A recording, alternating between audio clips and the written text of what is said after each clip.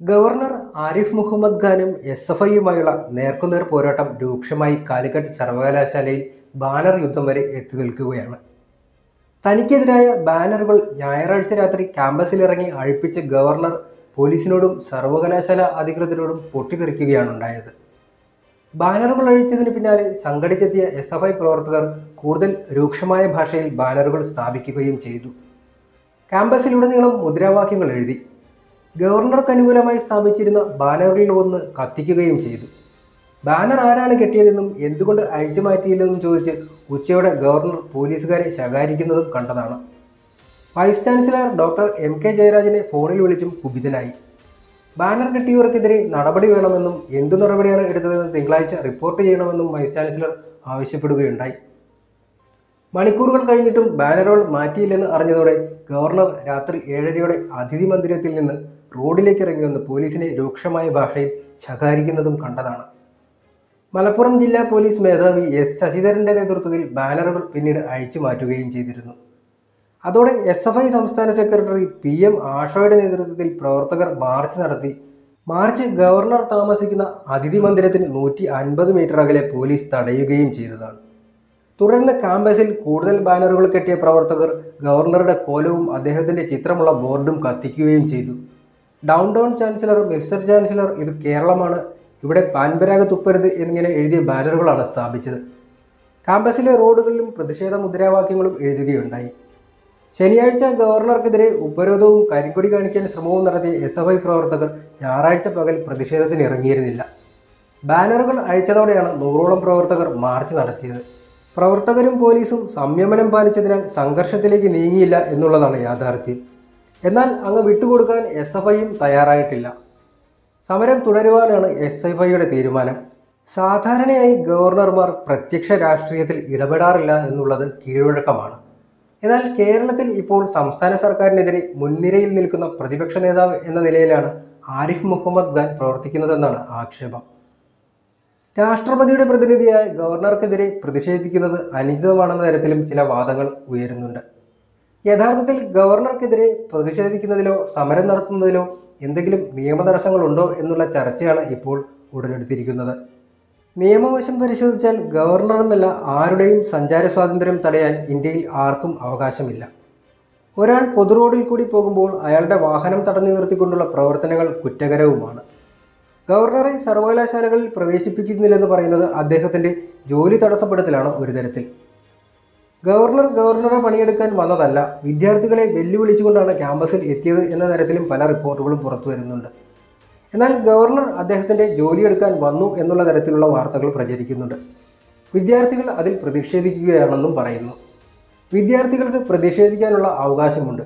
അതുപോലെ തന്നെ ഗവർണർക്ക് അദ്ദേഹത്തിന്റെ ജോലി ചെയ്യാനുള്ള അവകാശമുണ്ട്. ഗവർണറുടെ വാഹനം തടയാൻ പാടില്ലെന്നുള്ളത് ഗവർണർക്ക് മാത്രം ബാധകമായ ഒന്നല്ല. ഇന്ത്യയിലെ ഓരോ പൗരനുമുള്ള മൗലിക അവകാശങ്ങളിൽ ഒന്നാണ്. ഗവർണർ എന്നല്ല ആരുടെയും സഞ്ചാര സ്വാതന്ത്ര്യത്തിന് തടസ്സം പിടിക്കാൻ ആർക്കും അവകാശമില്ല. പ്രതിഷേധം എന്നാൽ ഒരാളെ വഴിയിൽ തടയലല്ല. പ്രതിഷേധക്കാർ മാറി നിന്ന് പ്രതിഷേധിക്കണം എന്നുള്ളതാണ് കീഴ്വഴക്കം. എന്നാൽ ചില സന്ദർഭങ്ങളിൽ എസ്എഫ്ഐ പ്രവർത്തകരുടെ സമരം ന്യായമല്ല എന്ന് പറയാനുമാകില്ല. കാരണം 2019 മുതൽ കേരളത്തിലെ ഒന്നാം പിണറായി സർക്കാരിൻ്റെയും രണ്ടാം പിണറായി സർക്കാരിൻ്റെയും പ്രധാന പ്രതിപക്ഷ നേതാവ് എന്ന നിലയിലാണ് ആരിഫ് മുഹമ്മദ് ഖാന്റെ പ്രവർത്തനങ്ങൾ. സർക്കാരുമായി നിരന്തര ഏറ്റുമുട്ടലിലാണ് ഗവർണർ.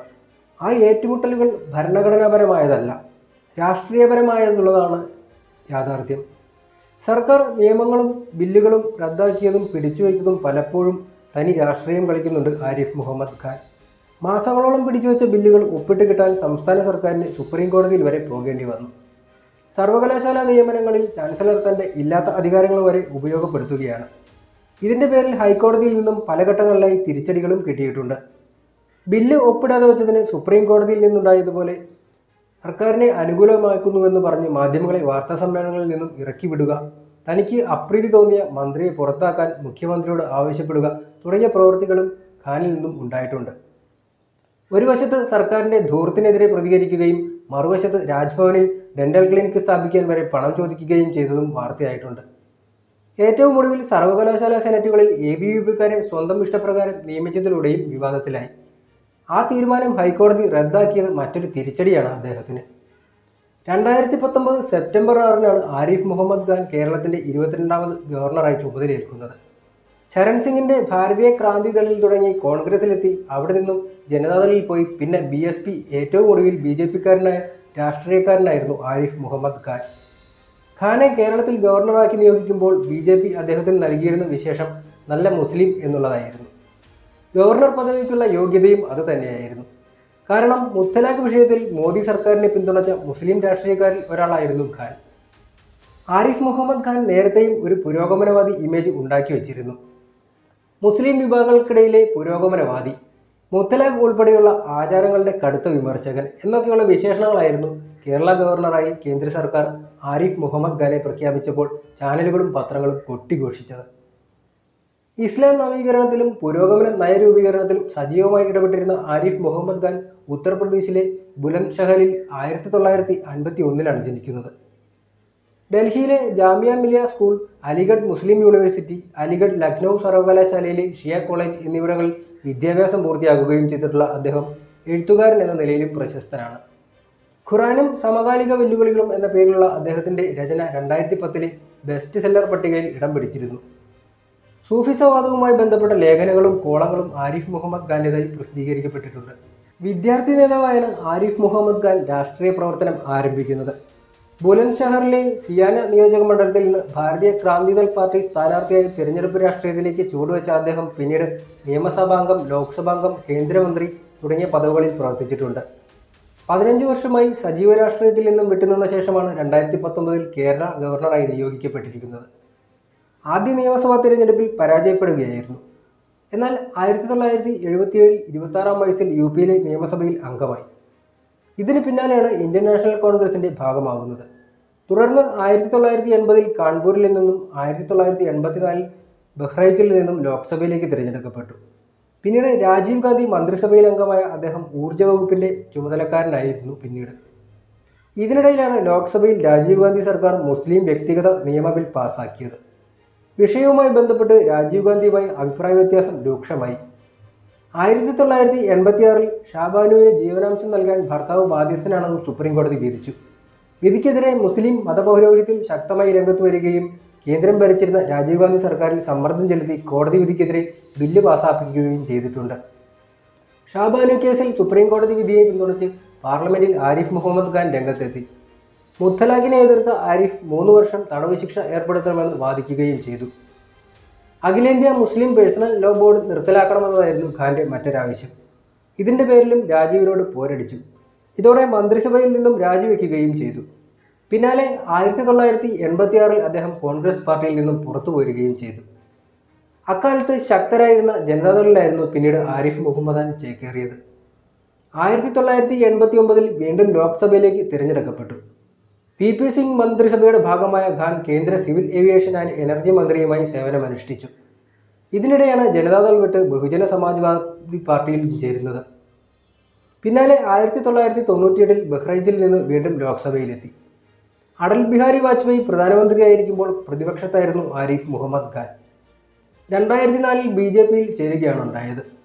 BJP ഭരണം തുടരുമെന്ന് പൊതുവെ വിലയിരുത്തപ്പെട്ട 2004-ൽ കസൈർഗഞ്ച് നിയോജകമണ്ഡലത്തിൽ നിന്ന് ആ വർഷം BJP സ്ഥാനാർത്ഥിയായി ലോക്സഭാ തിരഞ്ഞെടുപ്പിൽ മത്സരിക്കാനും ആരിഫ് മുഹമ്മദ് തയ്യാറായി.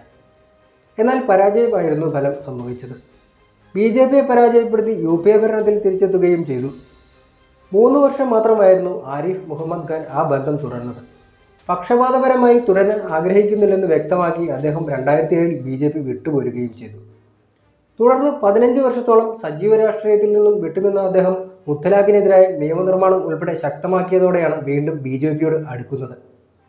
മുത്തലാഖ് ഉൾപ്പെടെയുള്ള വിഷയങ്ങളിൽ BJPയുടെ സമീപനത്തെ ന്യായീകരിക്കാനായി നരേന്ദ്രമോദിയും അമിത്ഷായും ആരിഫ് മുഹമ്മദ് ഖാന്റെ നിലപാടുകൾ വ്യാപകമായി ചൂണ്ടിക്കാട്ടിയിരുന്നു.